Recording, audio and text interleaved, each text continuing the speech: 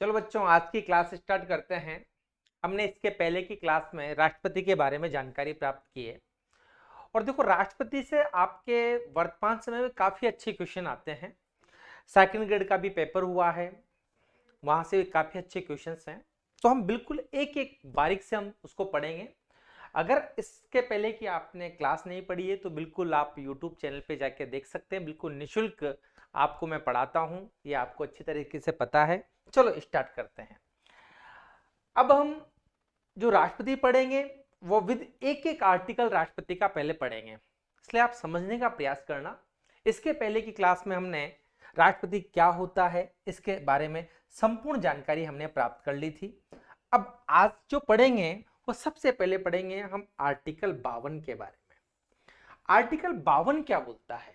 देखो, हम क्या पढ़ रहे हैं आप सबको पता है, हम पढ़ रहे हैं राष्ट्रपति। और राष्ट्रपति के बारे में सबसे पहला आर्टिकल आज हमारा जो चलेगा वो है आर्टिकल 52। इसको ध्यान से समझने की कोशिश करना। आर्टिकल 52 क्या बोलता है? आर्टिकल 52 बोलता है कि भारत का एक राष्ट्रपति होगा। शब्द समझना आप मेरा, भारत का एक राष्ट्रपति होगा, एक राष्ट्रपति होगा, राष्ट्रपति होगा। ये आर्टिकल 52 बोल रहा है। मैं आपको एक एक बारीक से इसको बताने का प्रयास करूंगा। सबसे पहले तो कहा भारत का, इसका मतलब भारत क्या है? भारत को मैंने आपको आर्टिकल 1 से 4 में काफी अच्छे तरीके से समझाया था कि भारत क्षेत्र के बारे में मैंने आपसे जानकारी दी थी कि भारत का क्षेत्र क्या क्या होगा। अगर विदेश में कोई दूतावास है तो भारत है, समुद्र में अगर 200 योजन मील तक का परास क्षेत्र है तो भारत है, प्लस हमारा कोई हवाई जहाज या पानी का जहाज यदि विदेशी धरती पर खड़ा हुआ है तो भारत है। उस संपूर्ण भारत का, संपूर्ण भारत का मतलब आर्टिकल 1 से 4 में जो भारत दे रखा है उसका क्या होगा? उसका एक राष्ट्रपति होगा। इस बात का ध्यान रखना सबसे पहली बात। मतलब भारत में एक ही राष्ट्रपति होगा। इसके पहले हम समझ चुके हैं कि राज्य का मुखिया कौन होता है क्या नहीं, इसके पहले वाले वीडियो में आप देखने का प्रयास करना। अब यहां एक छोटी सी चीज हमें दे रखी है, बिल्कुल माइंड से। आजकल क्वेश्चन संविधान के बड़े मस्त आते हैं और बड़ी मस्ती के साथ मैं आपको समझा देता हूं हर क्वेश्चंस को। यहां क्या बोल रखा है कि जो भारत का एक राष्ट्रपति होगा वो क्या होगा? वो ब्रिटेन के राष्ट्राध्यक्ष, राष्ट्राध्यक्ष के समकक्ष होगा, के समकक्ष होगा। समझना इस बात को, कितनी बड़ी बात यहां पर की गई है कि भारत का एक राष्ट्रपति होगा जो ब्रिटेन के राष्ट्राध्यक्ष के समकक्ष होगा। अब आपके दिमाग में ये चीज आती है कि भाई हमारा राष्ट्रपति ब्रिटेन के राष्ट्राध्यक्ष के समकक्ष क्यों? ये बहुत बड़ी बात है। तो बच्चों ध्यान रखना, ब्रिटेन में राष्ट्राध्यक्ष है, वहां पोस्ट का नाम क्या है? वहां पोस्ट राष्ट्र का अध्यक्ष। और हमारे पास क्या है? राष्ट्रपति। दोनों में वर्ड में अंतर है। वहां का राष्ट्राध्यक्ष राजा है, वहां का राष्ट्राध्यक्ष क्या है? राजा है। हमारा ये राजा नहीं है। हमारा ये जो संवैधानिक पद है ये राजा नहीं है, ये संवैधानिक पद राष्ट्रपति के नाम से है। वहां राष्ट्राध्यक्ष क्या होगा? राजा। दूसरी बात की, ये ब्रिटेन के ही समकक्ष क्यों होगा? आपके दिमाग में ये नहीं आता क्या? क्योंकि पूरे अगर संसार की अगर हम बात करते हैं बच्चों तो यहाँ पर बहुत बड़े बड़े देश है। फ्रांस है, यूके है, आपका यूएसए है, चाइना है, रशिया है। ये इतने बड़े बड़े देश हैं, तो फिर हमारा राष्ट्रपति जो है वो ब्रिटेन के राष्ट्राध्यक्ष के समकक्ष ही क्यों होगा? ये सबसे बड़ी बात हमारे सामने निकल कर आती है। तो बच्चों ध्यान रखना, ये संसदीय शासन प्रणाली जो हमारी है वो कहां से ली गई है? हमारी संसदीय शासन प्रणाली, संसदीय शासन प्रणाली ब्रिटेन की देन है। इसीलिए हमारा राष्ट्रपति को समकक्ष माना है। किसके समकक्ष माना है? ब्रिटेन के। और संसद शब्द के बारे में मैं आपको बता दूं, संसद शब्द का मतलब होता है, जहां संसद आ जाए उसका मतलब होता है बच्चों राष्ट्रपति प्लस राज्यसभा प्लस लोकसभा मिलकर क्या कहलाती है, संसद कहलाती है। और ये चीज आपको ध्यान में रखना है। संसद आर्टिकल 79 में आ रहा है, राष्ट्रपति आर्टिकल 52 में आ रहा है, राज्यसभा आपका आर्टिकल 80 और लोकसभा आर्टिकल 81 आपके सामने है। तो आर्टिकल समझने का प्रयास करना, अगर आप इस तरीके से, अगर इतने अच्छे तरीके से अगर आप समझेंगे, तो मैं समझता हूं कि कोई एग्जाम ऐसा नहीं होगा जिसमें आपके संविधान का क्वेश्चन गलत जा सके। लेकिन आप बिल्कुल बारीक से माइन्यूटली समझने का प्रयास करना। 52 क्या बोल रहा है कि भारत का एक राष्ट्रपति होगा, पहली चीज। और भारत का एक राष्ट्र, भारत शब्द मैंने समझाया है, और भारत के बारे में आप पहले रिमाइंडिंग करके पुराने वीडियो देखना, आपको समझ में आ जाएगा। वो भारत नहीं है जो आप, इस देश का नाम भारत है, भारत नहीं है। अरे हमारा भारत तो विदेशों में भी है। हमारा हवाई जहाज अगर विदेशी धरती पे खड़ा है तो बच्चों भारत है, इस बात का ध्यान रखना आप। हमारे राष्ट्रपति को क्या क्या, ब्रिटेन के राष्ट्राध्यक्ष के समकक्ष होगा। वहां राष्ट्राध्यक्ष राजा है और हमारा यहां राष्ट्रपति नाम दे रखा है। समकक्ष यानी दोनों बराबर हैं। तो ध्यान रखना, हमारी वास्तविक शक्तियां प्रधानमंत्री में निहित है। जिस प्रकार से ब्रिटेन में राजा न्यूट्रल है ना, उसी प्रकार से भारत का राष्ट्रपति भी क्या है, न्यूट्रल है। और इसका उल्लेख संविधान में है, इसका उल्लेख संविधान में है। तो मैं आशा करता हूं आर्टिकल 52 आपको समझ में आ चुका होगा। देख लो एक बार आप इसको ढंग से, आप स्क्रीनशॉट भी ले लिया करो बच्चों। चलो बच्चों, आर्टिकल 52 के बाद अब हमारा चलता है आर्टिकल 53। आर्टिकल 52 आपको समझ में आ चुका है बहुत अच्छे तरीके से। अब समझते हैं आर्टिकल 53। तो अनुच्छेद 53 क्या बोलता है, इस बात का ध्यान रखना। आर्टिकल 53 क्या बोलता है, बहुत सिंपल सी चीज हमारे सामने है कि जो संघ की कार्यपालिका शक्ति है, किसकी, संघ की कार्यपालिका शक्ति, कार्यपालिका शक्ति राष्ट्रपति में निहित होगी। देखो कितनी प्यारी बात है, आप इसको समझने का प्रयास करना। राष्ट्रपति में निहित होगी, आप समझने का प्रयास इसलिए करना बच्चों क्योंकि क्वेश्चन संविधान के बहुत मस्त क्वेश्चन आते हैं और बड़े डीपली क्वेश्चन लगते हैं आपको। लेकिन वो क्वेश्चन इतना डीपली नहीं होता। अगर आपने बेस को बहुत अच्छे तरीके से समझा है तो मैं समझता हूं कि क्वेश्चन बहुत इजी आप कर पाएंगे। अभी हाल ही में आपके सामने रीट का एग्जाम है, और ये रीट का एग्जाम जहां से क्वेश्चन उठ उठ के आएंगे, तो मैं समझता हूं कि संविधान के क्वेश्चन आपके गलत नहीं होने चाहिए। इसीलिए पॉलिटिकल साइंस के क्वेश्चन गलत चल जाए तो फिर मजा ही क्या है।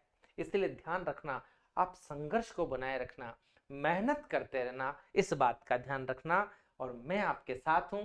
जो भी कोई क्वेश्चन, मैंने आपसे कहा है कि जब भी कोई समस्या है तो नीचे स्क्रॉलिंग में आपके नंबर चल रहे हैं, आप फोन करके बिल्कुल आप करें। और आपके विश्वास से अब ये परिवार 1000 हाँ 1000 से ऊपर का हो चुका है। आप सभी को बहुत बहुत साधुवाद, धन्यवाद।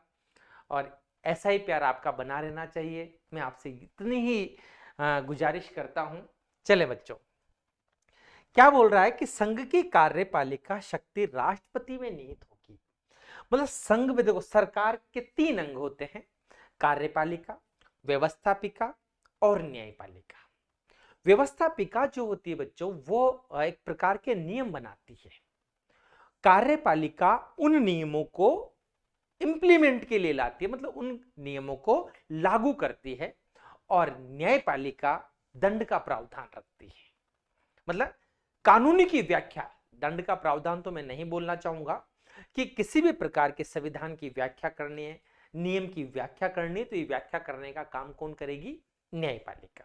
तो ध्यान रखना, तो जितने भी संघ के, जो संघ है हमारा, जो भारत संघ है, इस संघ की कार्यपालिका शक्ति राष्ट्रपति में निहित है। मतलब राष्ट्रपति हमारा सर्वे सर्वा है। भारत में यदि पत्ता भी हिलेगा तो उसकी जिम्मेदारी भी राष्ट्रपति की है। अब सबसे बड़ी बात आती है, जिस व्यक्ति के पास शक्ति होती है, देखो मैंने कहा अगर किसी व्यक्ति के पास शक्ति है तो दो तरीके होते हैं बच्चों शक्ति का। अगर यह आदमी शक्ति का प्रयोग करना चाहता है, यह व्यक्ति शक्ति का प्रयोग करना चाहता है तो दो तरीके से कर सकता है। या तो यह शक्ति का प्रयोग स्वयं कर ले, ठीक है ना, यदि मुझे कोई काम करना है, मेरे पास पावर है, तो या तो मैं उस काम को खुद कर लूं, पहला तरीका, या मैं मेरी शक्ति का प्रयोग अपने प्रतिनिधियों के माध्यम से कर सकता हूं, प्रतिनिधियों के माध्यम से कर सकता हूं। प्रतिनिधि की जगह आपके अधिकारी शब्द आ जाए तो ध्यान रखना एक ही बात है। तो ध्यान रख लेना, दुनिया का कोई भी व्यक्ति यार राष्ट्रपति ही नहीं है। आप बिल्कुल अपनी निजी जिंदगी से जोड़ने का प्रयास करना। अगर आपके पास कोई पावर है तो आप खुद कर सकते हो, अगर नहीं है तो आप करवा सकते हो। जैसे सपोज दैट हम जब छोटे थे तो पापा बोलते थे कि जा बेटा इस दुकान से जाके कोई सामान लेकर आ जा या चीनी लेकर आ जा और बोल देना मेरा नाम ले देना। तो देखो पापा के पास ये शक्ति थी, या तो स्वयं चल जाए या फिर उन्होंने अपने प्रतिनिधि को भेज दिया, जाके बोल देना मेरा नाम 1 किलो शक्कर, 1 किलो दूध, जो भी तुम्हें लाना है, 1 लीटर सॉरी, जो कुछ वाटेवर आपको लाना है लेकर आ जाना, मेरा नाम ले देना। मतलब उस पापा की शक्ति का प्रयोग किसी दूसरे व्यक्ति ने किया है, लेकिन नाम किसका है? पापा का है। इस बात का ध्यान है। सेम कंडीशन, शक्ति का प्रयोग हमेशा, शक्ति का तो यही है, शक्ति का प्रयोग व्यक्ति स्वयं कर ले या अपने प्रतिनिधियों के माध्यम से कर ले। अब प्रतिनिधि कौन? तो ध्यान रख लेना, संविधान के जितने भी पद हैं, संविधान के जितने भी पद हैं वो सब राष्ट्रपति के प्रतिनिधि मान लीजिएगा। जितने भी मंत्री संतरी कुछ भी हो, सब प्रतिनिधि। अगर आपके सामने है महान्यायवादी, भाई सब महान्यायवादी प्रतिनिधि किसका? राष्ट्रपति का। कोई काम करेगा, राष्ट्रपति की जिम्मेदारी। सर्वोच्च न्यायालय का मुख्य न्यायाधीश कोई काम करेगा, राष्ट्रपति की जिम्मेदारी। हमारा प्रधानमंत्री कोई काम करके आएगा, राष्ट्रपति की जिम्मेदारी। मतलब पूरे दुनिया के काम, पूरे भारत संघ के काम, पूरे भारत संघ के काम राष्ट्रपति के नाम से होंगे। इस बात का ध्यान रखना, जिम्मेदार राष्ट्रपति ही होगा। यह आर्टिकल 53 बोलता है। आर्टिकल 53 बिल्कुल अच्छे तरीके से, अब देखो सुरक्षा बल के कोई भी आदेश आ गए, कोई भी चीज आ गई, तो उन सुरक्षा बल के आदेशों को या बताने का काम भी कौन करेगा बच्चों?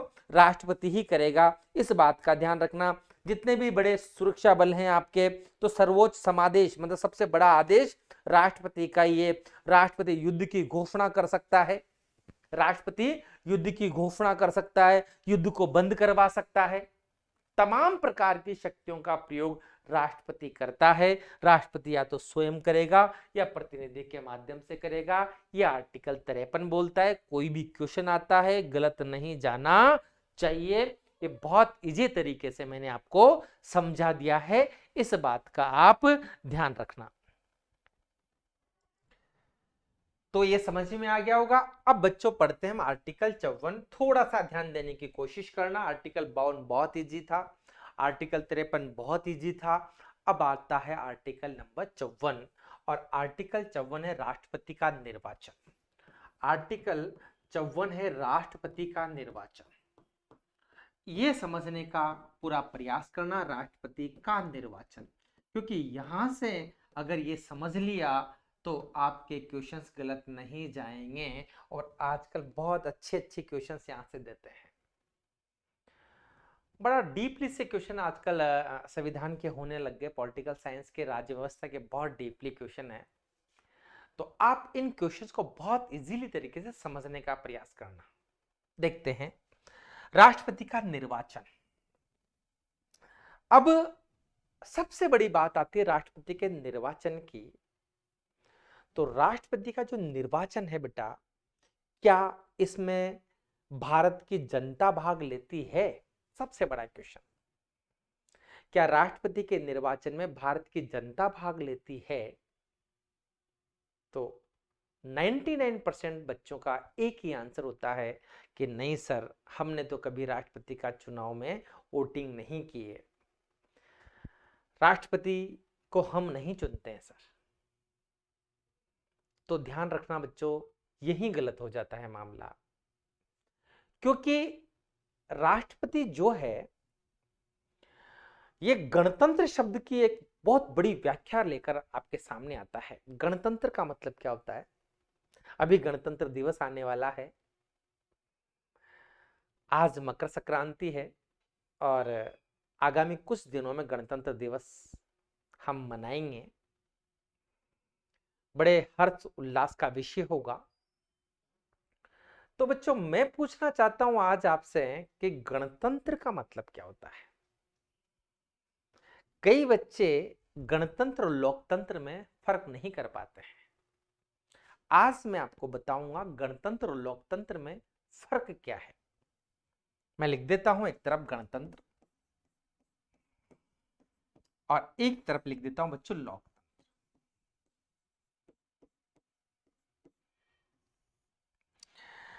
गणतंत्र और लोकतंत्र का सबसे बड़ा फर्क है, हम सबसे पहले लोकतंत्र को समझते हैं।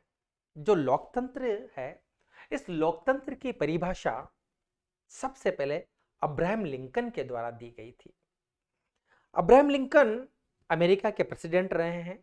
उन्होंने कहा था कि democratic system is the government of the peoples, for the peoples and by the peoples. Democracy मतलब लोकतंत्र जनता का, लोकतंत्र जनता का, जनता के लिए, जनता के लिए, जनता द्वारा शासन है, जनता द्वारा शासन है। ये बात हमारी बोली गई थी, अब्राहम लिंकन की परिभाषा है। लोकतंत्र की परिभाषा है जनता का, जनता के लिए, जनता द्वारा शासन। लेकिन गणतंत्र का मतलब क्या होता है, इस बात को समझने का प्रयास करना। गणतंत्र का मतलब होता है बच्चों, जहां का राष्ट्राध्यक्ष, समझना, इसके पहले मैंने राष्ट्राध्यक्ष शब्द का प्रयोग किया था। इसके पहले मैंने आपके सामने राष्ट्राध्यक्ष शब्द का प्रयोग किया था। क्या लिख रहा है? जहां का राष्ट्राध्यक्ष देश की जनता द्वारा चुना जाए। समझना, जहां का राष्ट्राध्यक्ष देश की जनता द्वारा चुना जाए, अर्थात वह पद वंशानुगत न हो। मतलब जनता उसको चुने। क्या बात कर रहे हैं हम? जनता उसको चुने तभी तो गणतंत्र होगा ना। और हमारा देश गणतंत्र है, गणतंत्रात्मक है। आपने अपने संविधान की जो प्रस्तावना लिखी थी उसमें लिखा था कि हम भारत के लोग भारत को संपूर्ण प्रभुत्व संपन्न समाजवादी पंथ निरपेक्ष लोकतंत्रात्मक गणराज्य बनाने के लिए। भारत की प्रकृति कैसी है मैंने समझाया था उस दिन। गणतंत्रात्मक लोकतंत्रात्मक गणराज्य बनाने के लिए, गणराज्य बनाने के लिए। तो अगर भारत गणतंत्र है तो ध्यान रखना, गणतंत्र शब्द का मतलब होता है जहां का राष्ट्राध्यक्ष देश की जनता द्वारा चुना जाए। इसका मतलब यह हुआ कि भारत का राष्ट्रपति जनता चुनती है। इस बात को आप ध्यान से समझ लेना। अर्थात वह पद वंशानुगत न हो। हमने एक बात और जोड़ दी कि भैया राष्ट्राध्यक्ष जनता चुनेगी, लेकिन पद वंशानुगत नहीं होगा। क्यों? यह शब्द क्यों जोड़ा बच्चों? ये इसलिए जोड़ा क्योंकि ब्रिटेन में भी राष्ट्राध्यक्ष है, लेकिन ये भाई साहब क्या हैं? यह है वंशानुगत। समझना मेरी बात को, ये वंशानुगत हैं। तो भाई हमने राष्ट्रपति का बिल्कुल सब कुछ पावर वावर सब उठाया है ब्रिटेन से, संसदीय शासन प्रणाली ली है, सब कुछ उठाया है, लेकिन साफ मना कर दिया है कि भाई साहब हमारा नाम होगा राष्ट्रपति, हम होंगे गणतंत्र और हम नहीं होंगे तुम्हारी तरह वंशानुगत। आर्टिकल 52 को समझना, 52 को कोरिलेटेड कर रहा हूं आर्टिकल 54 से, और संविधान को मैं ऐसे ही कोरिलेटेड करके बताता हूं आपको, और आप बहुत प्यार मिलता है आप लोगों का, आप लोगों को समझ में भी आता है, और मतलब अच्छा लगता है बिल्कुल कि आप जिस तरीके, आप बहुत अच्छे श्रोता हैं, बहुत अच्छे विद्यार्थी हैं। बस दर्द वहां होगा ना यार कि जब संविधान का कोई क्वेश्चन गलत जाता है तो मुझे लगता है कि ये क्वेश्चन मैंने गलत कर दिया।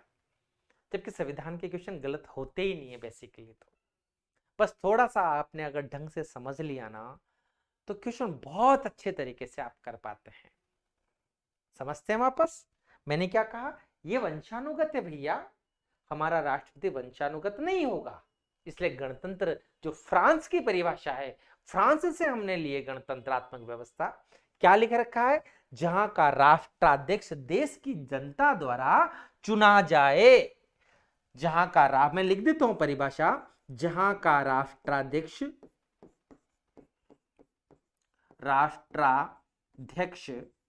देश की जनता द्वारा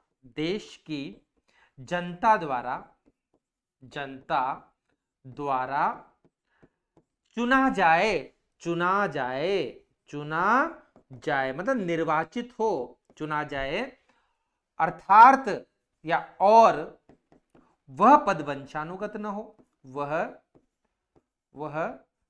पद वंशानुगत न हो, वह पद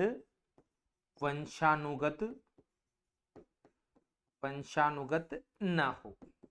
ये गणतंत्र की परिभाषा है। लोकतंत्र की परिभाषा ये रही और गणतंत्र की परिभाषा ये आपके सामने।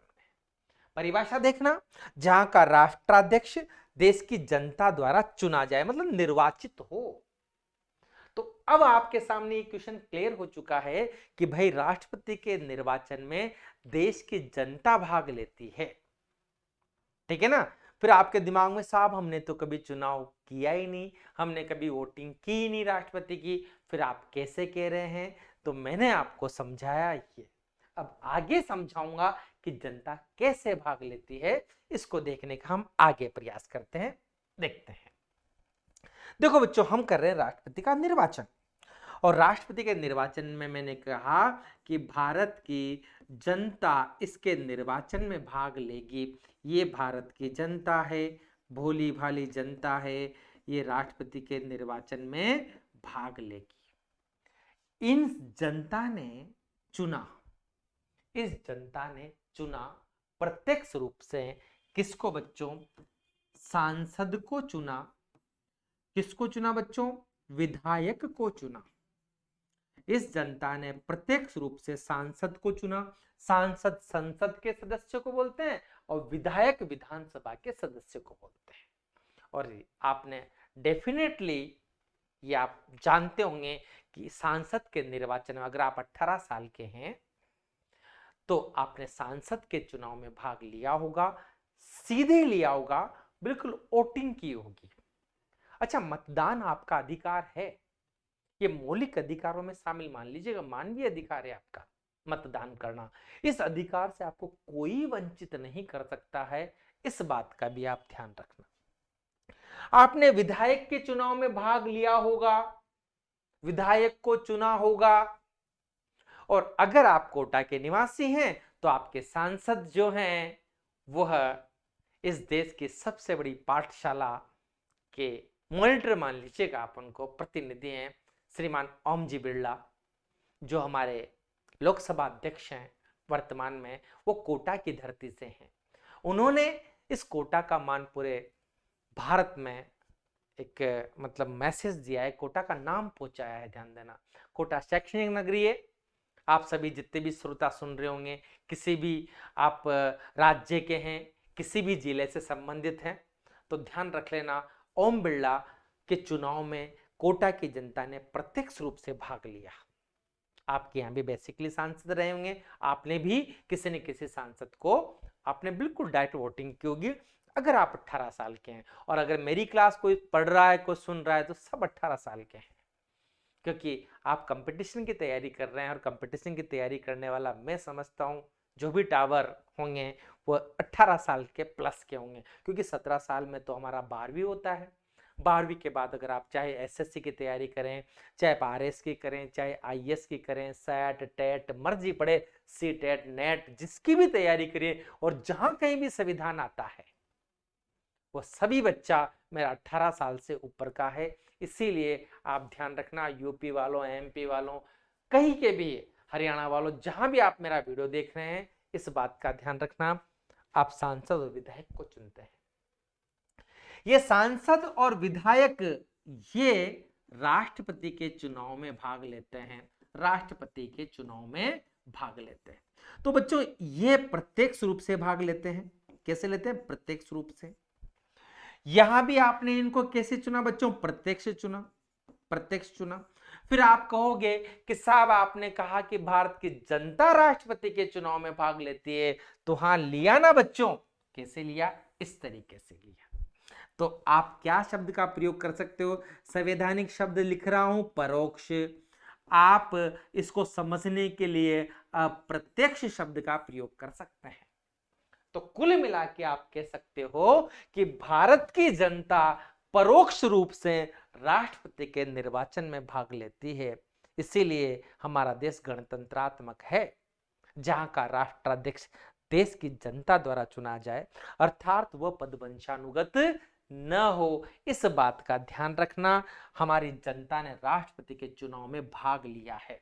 हमने चुना प्रत्यक्ष रूप से सांसद और विधायक को, और उन्होंने प्रत्यक्ष रूप से चुना राष्ट्रपति को। समझ में आई ना मेरी बात? बिल्कुल आसानी से, बिल्कुल प्यार से मैं आपको समझा रहा हूं, अगर आप इसको समझ पा रहे हो तो। इसीलिए हम गणतंत्र है भाई, हमारी जनता चुनती है राष्ट्रपति को, और ये भाई साहब राष्ट्राध्यक्ष नहीं है, ये राष्ट्रपति है, और ये पदवंशानुगत भी नहीं है। इस बात का आप ध्यान रखना। आज के बाद ये क्वेश्चन आपके दिमाग में बैठ जाना चाहिए बिल्कुल अच्छे तरीके से, कि भाई भारत की जनता राष्ट्रपति के चुनाव में भाग लेती है। क्लियर है? यहां तक आगे बढ़ते हैं बच्चों।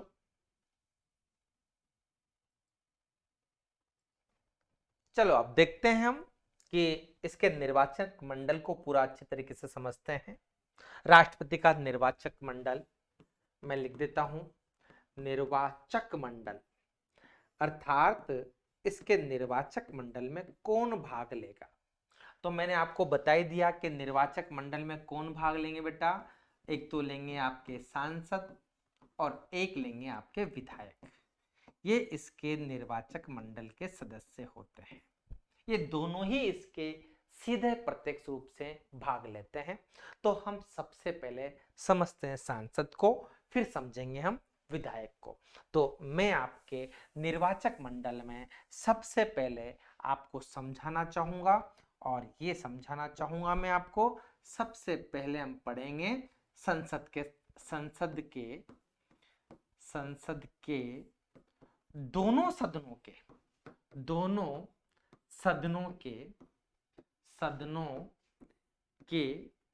निर्वाचित सदस्य। समझना बच्चों, निर्वाचित सदस्य, यहां लिख देता हूं थोड़ा सा। ये पहला वर्ड, संसद के दोनों सदनों के निर्वाचित सदस्य। निर्वाचित, ध्यान रखना, इसमें जितने भी सदस्य रहेंगे बेटा निर्वाचित रहेंगे, मनोनीत नहीं रहेंगे। अब क्वेश्चन मैंने कहा इसको बहुत बारीक से समझने का प्रयास करना, यहां से काफी अच्छे क्वेश्चन रहेंगे। तो ध्यान रखना क्या है, संसद के दोनों सदनों के। अब दो सदन कौन कौन से हैं इसको देखते हैं। भाई पहला सदन तो आपको पता है हमारा है राज्यसभा साहब, प्लस दूसरा सदन मेरा कौन सा है? लोकसभा है। लोकसभा मेरा दूसरा सदन है। तो ये लाइन तो यहां क्लियर हो गई। संसद के दोनों सदनों के निर्वाचित सदस्य मतलब मनोनीत सदस्य भाग नहीं लेते हैं। तो हम क्या पढ़ रहे हैं? निर्वाचन मंडल में जो भाग लेते हैं उनकी बात करेंगे। फिर बात करेंगे कौन भाग नहीं लेता है, उसको बाद में देखेंगे, पहले भाग लेने वाले देखते हैं। तो आपको अच्छी तरह पता है बच्चों, राज्यसभा के सदस्यों की संख्या, कुल सदस्य संख्या कितनी है? 245। कितनी है? 245। इधर अगर हम बात करते हैं बच्चों तो ध्यान रख लेना, देखो मैं वर्तमान सदस्य संख्या की बात कर रहा हूं, वर्तमान सदस्य संख्या की। कुल 250 जाती है, यहाँ 552 हो जाती है। इस बात पर अपन कोई चर्चा नहीं कर रहे हैं, इस बात का ध्यान रखना। यहां वर्तमान की सदस्य संख्या 545। इसमें आपके 12 सदस्य जो हैं, 12 ये कुल मैंने लिख दी वर्तमान की। ये वर्तमान में शब्द का प्रयोग करता हूं, वर्तमान में यहां कुल इतनी है और यहां कुल इतनी है। तो ध्यान देना, 12 सदस्य ऐसे हैं जिनको राष्ट्रपति मनोनीत करता है। और मैंने क्या कहा, निर्वाचित लेंगे, मनोनीत नहीं लेंगे। तो सीधा सीधा अगर मैं 245 में से अगर 12 घटा देता हूं तो 5 में से 2 गए तो 3, 4 में से 1 गया तो 3 और 233। अगर क्वेश्चन आ जाए कि राष्ट्रपति के निर्वाचन में राज्यसभा के कितने सदस्य भाग लेते हैं, तो मैं समझता हूं आंसर आपका आना चाहिए। क्वेश्चन कैसे भी पूछ सकता है, बहुत मस्त क्वेश्चन है। और जैसे ही पूछा आप कंफ्यूज कर जाओगे, क्योंकि आप संविधान को उस तरीके से नहीं पढ़ते हो, या तो आपका मन नहीं लगता होगा, या फिर उतनी तन्मयता से नहीं पढ़ते होंगे आप। इसलिए पढ़ने का प्रयास करना, बहुत इजी सब्जेक्ट है। और मैं आपसे हमेशा कहता हूं कि आप बिल्कुल हंसते हंसते पढ़ें, बड़ा इंटरेस्टिंग सब्जेक्ट है और संविधान तो जानना चाहिए सबको। अभी हम पॉलिटिकल साइंस के जो फर्स्ट ग्रेड के बैच स्टार्ट करेंगे, पहले रीड दे लो आप। और जो भी विद्यार्थी पॉलिटिकल साइंस के हैं, एक बहुत अच्छा बैच चलाएंगे, बहुत नॉमिनल फीस में इस बैच को चलाएंगे। तो जितने ऑनलाइन ऑफलाइन दोनों चलेगा बच्चों। तो आप बिल्कुल समझना, मतलब बच्चे के 100% क्वेश्चन राइट नहीं गए तो फिर मजा ही नहीं है ना यार। हाँ, कंफ्यूजन में अगर गलत हो जाता है तो बात अलग है। और ध्यान रखना, संविधान में गलती होने की माइन्यूट सी चांस नहीं है। क्यों? क्योंकि संविधान लिखा जा चुका है हमारे बुद्धिजीवियों के द्वारा यार। कितने सदस्य थे मैंने आपको बताया था, 284 ने अंतिम रूप से साइन किए थे। इतने विद्वान व्यक्ति थे, एक छोटी सी छोटी बात पर उन्होंने बहस की थी। हर छोटी बात पर उन्होंने बहस की थी कि वास्तव में ये शब्द यूं लगेगा, इसके पीछे लगेगा, इसके आगे लगेगा। तो बहुत मस्त है। इसलिए ध्यान रख लेना, गलती की संभावनाएं नहीं बनती है। राज्यसभा के कितने सदस्य भाग लेते हैं? 233। इधर बच्चों 2 सदस्य मनोनीत थे, 2 सदस्य मनोनीत थे, और वो थे आंग्ल भारतीय। और उस आंग्ल भारतीय कॉन्सेप्ट की अगर हम चर्चा करते हैं बच्चों, तो उस आंग्ल भारतीय कॉन्सेप्ट को हमारे माननीय श्री नरेंद्र मोदी जी के द्वारा राष्ट्रपति जी की सहमति से अब क्या कर दिया कि ये सदस्य नहीं होंगे। इस बात का ध्यान रखना। तो सदस्य संख्या तो 2026 में चेंज होगी परिसीमन आयोग में, अभी तो हम चेंज नहीं करेंगे, लेकिन इसलिए उल्लेख तो करेंगे कि 2 कौन है भाई। 2026 में परिसीमन इसकी सदस्य संख्या को बदल सकता है। अभी तक जो कुछ चल रहा है वो 1971 की जनगणना को आधार बनाकर कर रहे हैं। राष्ट्रपति के चुनाव में जो जनसंख्या का आधार है बच्चों, वो 1971 की जनगणना है। 1971 की जनगणना को आधार बनाया गया है, इस बात का ध्यान रखना। तो ये आंकड़े तब के ही चल रहे हैं, ये आंकड़े तब के ही चल रहे हैं, और कब तक चलेंगे? 2026 तक चलेंगे, इस बात का ध्यान रखना। तो 2 माइनस कर दिए साहब कि ये भी मनोनीत है। मैं यहां भी लिख देता हूं कि भाई साहब ये मनोनीत, ठीक है। हम बात कर रहे हैं निर्वाचित की, और ये भी मनोनीत हैं, आंग्ल भारतीय थे, इनको राष्ट्रपति चुनता था। मनोनीत यानी राष्ट्रपति भाई साहब बड़े शक्तिशाली है, वो अपने मन से मनोनीत करते थे। उनको क्षेत्र दे दिया था, यहाँ आंग्ल भारतीय समुदाय दे दिया था। और मैंने आंग्ल भारतीय शब्द आपको आर्टिकल 5 से 11 में बहुत अच्छे तरीके से समझाया है कि कौन है आंग्ल भारतीय, कहां से आते हैं ये लोग, अच्छी तरह समझा है आप लोगों ने। 12 सदस्य, 4 क्षेत्रों से, मैंने बहुत अच्छे कला साहित्य और आपका जो क्षेत्र इसके बता रखे हैं, मैंने पूरे के पूरे आपको समझाया है। विज्ञान प्रौद्योगिकी समझाया मैंने आपको, बहुत अच्छे विज्ञान क्षेत्र समझाया है। तो उन क्षेत्रों से समाज सेवा, इन 4 क्षेत्रों से ये कला साहित्य में आ गया पूरा का पूरा आपका, समाज सेवा और आपका विज्ञान और प्रौद्योगिकी वाले क्षेत्र से 12 सदस्य मनोनीत करते हैं। तो बच्चों यहां कितने रह गए? 543। अब क्वेश्चन आ जाए कि लोकसभा से राष्ट्रपति के चुनाव में कितने सदस्य भाग लेते, तो आंसर मिलना चाहिए 543। राज्यसभा से कितने सदस्य लेते हैं, तो आंसर मिलना चाहिए 233। क्वेश्चन आ जाए कि दोनों सदनों के कितने सदस्य भाग लेते हैं, तो आपका इन दोनों का आपको क्या कर देना है, योग कर देना है। तो अगर आपने योग किया तो ये आपका पीछे 6 फिर 7 और ये आ गया 7। तो राष्ट्रपति के निर्वाचन में संसद के कुल कितने निर्वाचित सदस्य भाग लेते हैं? 776 सदस्य भाग लेते हैं। इस बात का ध्यान रखना। ये पहला बहुत बड़ा सेक्टर आपने समझने का प्रयास किया। यहां तक कोई समस्या है तो आप वीडियो को रिवाइंडिंग करना और समझना। और मैं हमेशा ऐसे कहता हूं, कॉपी पेन लेके बैठा करो। और ये सभी टेलीग्राम चैनल पे है, निष्कर्ष एजुकेशन के टेलीग्राम चैनल पे ये सभी नोट्स डाल दिए जाते हैं। आप वहां पर जुड़ने का ज्यादा से ज्यादा प्रयास करें। और इस चैनल को अगर अभी तक सब्सक्राइब नहीं किया तो कर लें। जो भी देख रहा है, आपको अच्छी जानकारी जाएगा तो कुछ है नहीं ना, आपका बिगड़ने वाला कुछ नहीं है सब्सक्राइब करने से। 1 रुपया जहां तक मैं समझता हूं आपका नहीं लगेगा। अच्छा लगे तो लाइक करना, सब्सक्राइब करना और शेयर भी कर देना।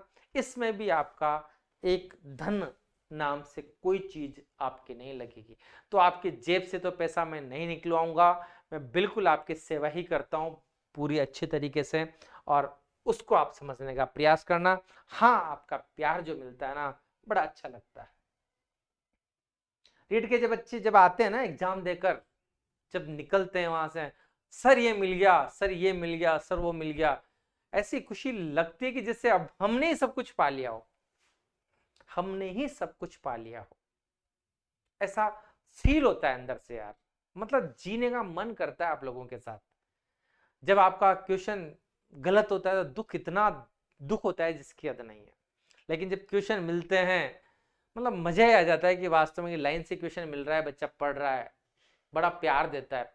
पीटीआई वाले बैच में से जितने भी स्टूडेंट ने पीटीआई वाला बैच पढ़ा था, उसमें से बच्चों ने कहा सर क्वेश्चन मिले हैं, अच्छा लगा, मतलब ये सुनकर अच्छा लगता है। अब ये बच्चे बोलते हैं तो मैं कभी आपके सामने कभी किसी पेपर को लेके नहीं आया अभी तक कि देखो मेरा यहाँ से इतना मिला है और इतना कोर्स किया है, ये किया है, वो किया है। ऐसा कुछ भी मैंने नहीं किया है। क्यों? क्योंकि जनता समझदार है। जनता परिणाम खुद जानती है कि वास्तव में क्या है। आपको बेवकूफ नहीं बना सकते, कोई भी बेवकूफ नहीं बना सकता। इस बात का ध्यान रखना। कई विद्यार्थी, सर आप शुल्क क्यों नहीं लेते हो? मैंने कहा बेटा शुल्क तो लेते हैं लेकिन फीस नहीं लेते हैं।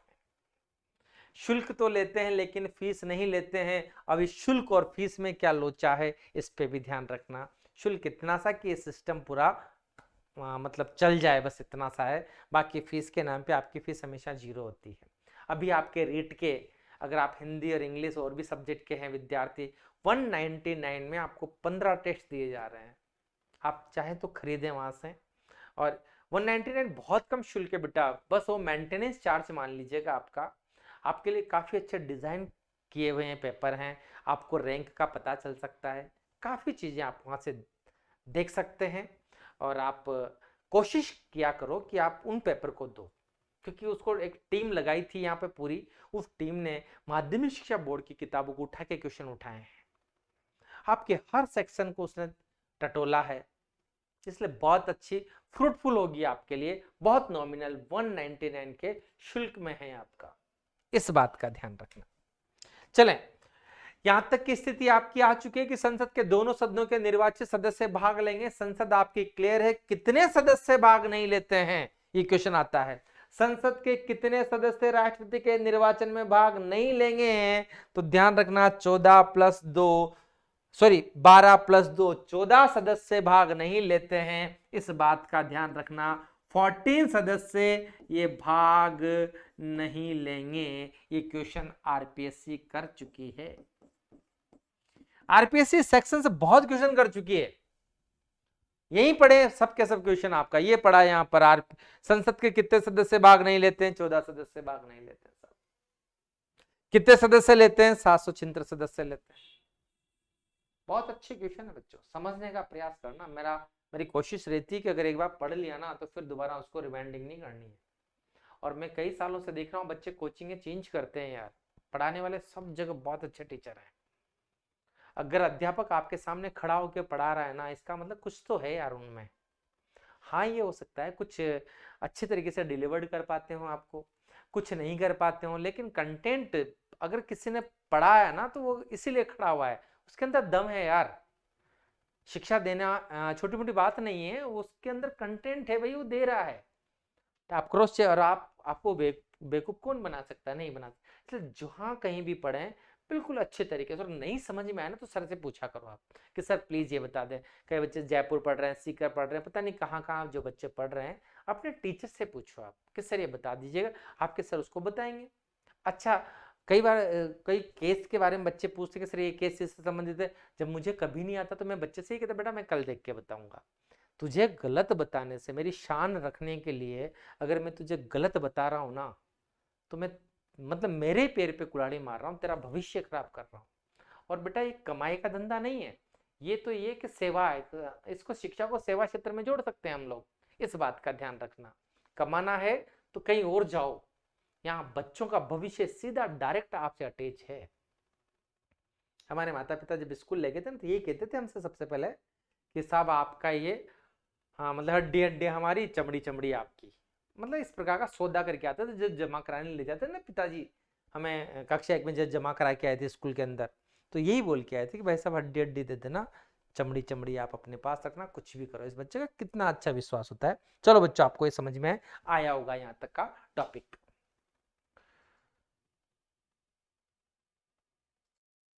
चले आगे बढ़ते हैं। हमने संसद देख ली बच्चों, क्या देख ली, संसद देख ली। अब देखते हैं हम, ये सांसद है पूरे, ये क्या है, सांसद है पूरे। अब देखते हैं विधायक दूसरा है कि भाई इसके निर्वाचन में विधायक भी भाग लेंगे। तो विधायक देखना, विधायक कहाँ के, विधानसभा के विधायक भाग लेंगे। तो ध्यान रख लेना, तो जहां भी हर राज्य में जहां जहां भी विधानसभाएं हैं, जहां जहां भी विधानसभाएं हैं, तो मैंने क्या कहा, विधानसभाओं के, विधान सभाओं के, सभाओं के निर्वाचित सदस्य, यहां भी मैं किस शब्द का प्रयोग कर रहा हूं, निर्वाचित शब्द का प्रयोग कर रहा हूं। निर्वाचित सदस्य भाग लेंगे, किसके, विधानसभाओं के निर्वाचित सदस्य। अब देखो इसका मतलब यार विधायक जो हैं क्या वो मनोनीत भी होते हैं क्या, हाँ होते हैं। प्रावधान था, वर्तमान में तो नहीं है। प्रावधान क्या था, यदि किसी राज्य में आंग्ल भारतीय समुदाय है तो राज्यपाल एक सदस्य को विधानसभा में मनोनीत कर सकता है। ये राज्य के लिए था ये प्रावधान, लेकिन वर्तमान में परिप्रेक्ष्य में हम इसको बिल्कुल नगण्य करेंगे, क्योंकि बहुत कम आंग्ल भारतीय समुदाय के व्यक्ति रह गए। तो ध्यान देना, विधानसभाओं के निर्वाचित सदस्य, तो यही लिख दूं मैं, मनोनीत सदस्य नहीं लेंगे, मनोनीत सदस्य नहीं लेंगे। और मनोनीत सदस्य भी होते हैं, एक सदस्य को चुन सकता था राज्यपाल। राज्यपाल मैं लिख देता हूं, राज्यपाल यदि उस राज्य में है, ध्यान दें, राज्यपाल राज्य में एक आंग्ल भारतीय सदस्य को, एक आंग्ल भारतीय सदस्य को मनोनीत कर सकता था, मनोनीत कर सकता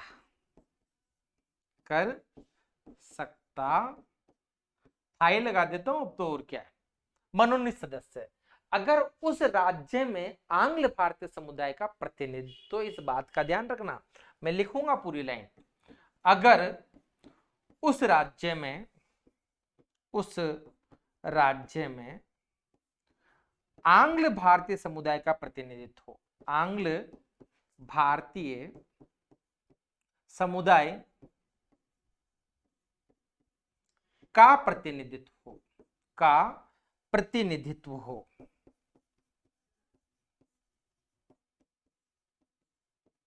इस बात का ध्यान रखना।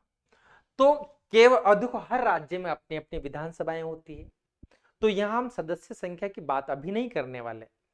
मैं आपको बता दूंगा कितने सदस्य भाग लेते हैं कितने नहीं लेते हैं, बस आप इतना सा भी समझने का प्रयास करना कि सभी विधानसभाओं के क्या लेंगे, निर्वाचित सदस्य लेंगे।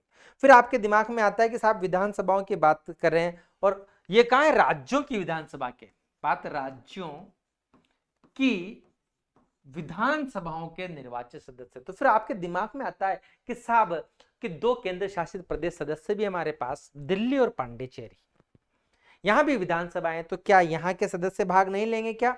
बिल्कुल लेंगे बच्चों। अमेंडमेंट किया है, संशोधन किया था, और यह संशोधन 70वां संविधान संशोधन था, और ये हुआ 1992 में। इसमें क्या कहा कि जो दिल्ली है, दिल्ली वो पांडिचेरी है, दिल्ली और पांडिचेरी, पुदुचेरी वर्तमान में आपके, दिल्ली और पांडिचेरी विधानसभाओं के, किसके? विधान सभाओं के कौन से सदस्य? निर्वाचित सदस्य भाग लेंगे, निर्वाचित सदस्य भाग लेंगे, सदस्य भी भाग लेंगे, ये बात कही थी। 70वां संविधान संशोधन जो आया था उसमें ये चर्चा हमने की थी कि साहब 70वें संविधान संशोधन में कि दिल्ली और पांडिचेरी विधानसभाओं के निर्वाचित सदस्य भी राष्ट्रपति के चुनाव में भाग लेंगे। ये आपने यहां तक देखा। तो बच्चों यहां तक आपको समझ में आ चुका होगा कि हमने किस तरीके से बात की है। अब बात करते हैं, बिल्कुल सिंपल सी चीज है कि राष्ट्रपति के चुनाव में कौन भाग नहीं लेगा। हम इस पर सिंपल सी चर्चा करेंगे कि राष्ट्रपति के चुनाव में कौन भाग नहीं लेता है, इसकी बात करेंगे हम। राष्ट्रपति के चुनाव में कौन भाग नहीं लेगा, यहां से बहुत अच्छा सा क्वेश्चन आपका बनता है, चाहे वह रीट के परिप्रेक्ष्य में हो या किसी भी एग्जाम के परिप्रेक्ष्य में अगर कोई क्वेश्चन आता है तो राष्ट्रपति के चुनाव में कौन भाग नहीं लेगा, हम इस पे चर्चा करते हैं। तो हाँ, यहां मैंने थोड़ा सा गलत लिख दिया है बेटा, राष्ट्रपति, ये पूरा लिख देता हूं, कोई प्रॉब्लम नहीं, हालांकि इतना फर्क नहीं पड़ेगा, फिर भी देखना कोशिश करते हैं। शब्द का प्रयोग करूं बेटा, राष्ट्रपति। तो ध्यान रख लेना, सबसे पहले तो इतना सा ध्यान रख लेना कि साहब मनोनीत सदस्य भाग नहीं लेंगे। कौन नहीं लेंगे? पहली चीज तो ये ध्यान रखना कि मनोनीत सदस्य भाग नहीं लेंगे। इसके पहले आपने क्या कहा था? निर्वाचित सदस्य भाग लेंगे, और मैंने काफी अच्छी तरीके से गणतंत्र की परिभाषा देकर आपको बताया था। तो सबसे पहली चीज तो कौन कौन भाग नहीं लेता है? पहली चीज, केंद्र शासित प्रदेशों के सदस्य, प्रदेशों के सदस्य, केंद्र शासित प्रदेशों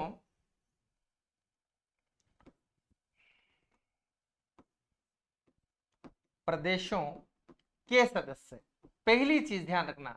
और बच्चों आ जाए सिवाय किस के? दिल्ली और पांडिचेरी भी समझा हमने। 70वें संविधान संशोधन 1992 में यह प्रावधान रख दिया गया था कि दिल्ली और पांडिचेरी विधानसभाओं के निर्वाचित सदस्य भाग लेंगे, मनोनीत नहीं लेंगे। तो आप ध्यान रखना, उनके बाद में अब क्वेश्चन है कौन कौन से केंद्र शासित प्रदेशों के सदस्य भाग नहीं लेते हैं, तो सिवाय दिल्ली और पांडिचेरी के। यहां लिख देता हूं, शब्द का प्रयोग कर रहा हूं बेटा, सिवाय किस के? दिल्ली व पांडिचेरी के, वहां ये प्रावधान लागू नहीं होगा। काफी अच्छा क्वेश्चन है, और असत्य कथन छाटी में बहुत प्यारा सा क्वेश्चन बनकर आता है। दूसरी, अगर हम चर्चा करते हैं कि कौन भाग नहीं लेगा, तो ध्यान देना, संसद के मनोनीत सदस्य, संसद के मनोनीत सदस्य। और आरपीएससी ने पूछा है यहां से, संसद के मनोनीत सदस्य, आरपीएससी ने क्वेश्चन पूछा था कि संसद के कितने सदस्य भाग नहीं लेते हैं। तो मैंने पिछले वीडियो में आपको अभी बताया था, जस्ट पिछले वीडियो में क्या अभी जस्ट बताया था कि 14 सदस्य भाग नहीं लेंगे। 14 सदस्य में कहां से? राज्यसभा के 12 और लोकसभा के कितने हो गए? 2 सदस्य भाग नहीं लेंगे, आपने देखा। उसके बाद बच्चों तीसरी चीज है विधानसभा के मनोनीत सदस्य, और मैंने अभी हाल ही बताया था कि विधानसभा में भी एक सदस्य मनोनीत हो सकता है। विधानसभा के मनोनीत सदस्य भाग नहीं लेंगे, मनोनीत सदस्य। दूसरी चीज याद रखना, और लास्ट में विधान परिषद के सदस्य भी भाग नहीं लेते हैं। ये 4 चीजें याद रख लेना बच्चों, आपका काम हो गया। विधान परिषद के सदस्य भी भाग नहीं लेते हैं, इस बात का ध्यान रखना। बहुत अच्छा सा क्वेश्चन आपका यहाँ आता है और आरपीएससी यहाँ क्वेश्चन कर चुकी है कि संसद के कितने सदस्य भाग नहीं लेते। तो संसद के 14 सदस्य भाग नहीं लेते हैं, इस बात का ध्यान रखना बच्चों। ये मैंने आपको आज पढ़ाया था राष्ट्रपति की निर्वाचन मंडल में कौन शामिल है। हमने आज की क्लास में आर्टिकल 52, आर्टिकल 53 और आर्टिकल 54 को बहुत अच्छे तरीके से समझा है और आप सबने बहुत प्यारे तरीके से इसको सुना है। तो जिस किसी ने भी सुना है उसको बहुत बहुत धन्यवाद। हम अगले दिन की क्लास में इसको बहुत अच्छे तरीके से राष्ट्रपति के निर्वाचन मंडल के बाद मैं राष्ट्रपति की प्रक्रिया को समझाऊंगा और पूरा एक आर्टिकल पूरी एक क्लास में चलेगा और वहां से क्वेश्चन बनकर आते हैं बहुत शानदार। और मैंने आपसे वादा किया है एक भी क्वेश्चन आपका गलत नहीं होगा, बस आप बहुत प्यारे तरीके से सुनते रहना, समझते रहना। चलो अब मुझे विदा दीजिए, हम कल की क्लास में फिर मिलते हैं।